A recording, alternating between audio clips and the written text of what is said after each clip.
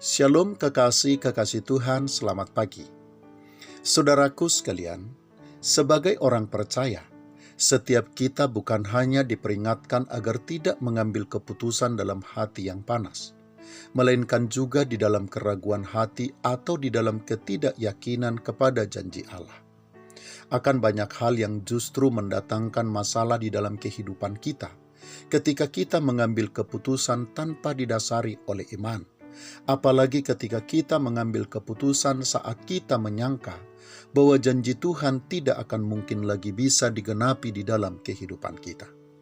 Jika kita mengambil sikap atau keputusan di dalam keadaan yang demikian, maka bisa dipastikan masalah atau persoalan berat akan melanda kehidupan kita di satu saat nanti. Dan itulah kekasih-kekasih Tuhan yang terjadi dengan sikap dan keputusan yang diambil oleh Sarai istri Abram, sebagaimana bisa kita baca di dalam kitab Kejadian pasal yang ke-16, ayat 1 sampai dengan ayat yang ketiga yang menceritakan. Adapun Sarai istri Abram itu tidak beranak. Ia mempunyai seorang anak perempuan orang Mesir, Hagar namanya.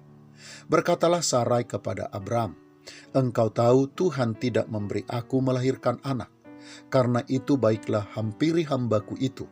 Mungkin oleh dialah aku dapat memperoleh seorang anak." Dan Abram mendengarkan perkataan Sarai. Jadi Sarai istri Abram itu mengambil Hagar hambanya orang Mesir itu, yakni ketika Abram telah 10 tahun tinggal di tanah Kanaan, lalu memberikannya kepada Abram suaminya untuk menjadi istrinya. Kekasih-kekasih Tuhan, langkah yang diambil oleh Sarah tersebut bukan hanya telah menyebabkan penghinaan terjadi atas dirinya sendiri, tetapi bahkan juga mengakibatkan terjadinya penderitaan dan perselisihan atau pertikaian di tahun-tahun berikutnya dan hingga sampai saat ini. Hingga saat ini keturunan Ismail telah menjadikan keturunan Ishak, anak perjanjian itu, sebagai musuh yang hanya layak untuk dimusnahkan. Keturunan Ismail hingga saat ini telah menjadi duri di dalam daging bagi anak-anak perjanjian, yaitu keturunan Ishak.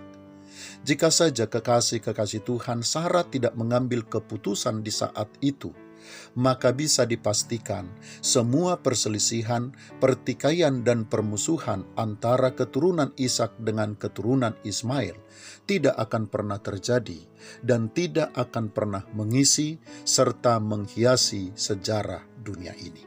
Selamat pagi, Tuhan Yesus memberkati. Shalom.